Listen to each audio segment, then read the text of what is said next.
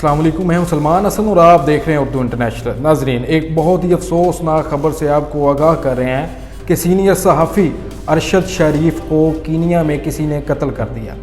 ان کے اہل خانہ کی طرف سے قتل کی تصدیق ہو چکی ہے۔ انہوں نے بتایا کہ ارشد شریف کو کسی نے گولی مار کر قتل کر دیا ہے۔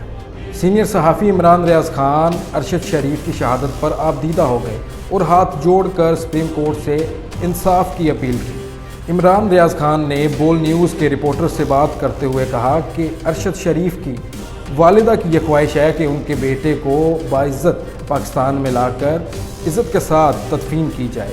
سوشل میڈیا پر ارشد شریف کے قتل پر بہت غم و غصہ نظر آ رہا ہے۔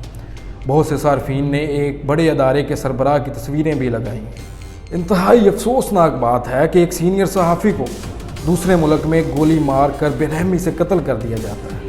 ہماری معزز عدلیہ سے درخواست ہے کہ ارشد شریف کے اہل خانہ کو انصاف دلایا جائے۔ اسی طرح کی نیوز اپڈیٹس اور انفارمیشن ویڈیوز کے لیے ہمارا چینل سبسکرائب کریں، لائک کریں اور بیل آئیکن کو ضرور پریس کریں تاکہ ہماری آنے والی ویڈیوز آپ تک پہنچتی رہیں۔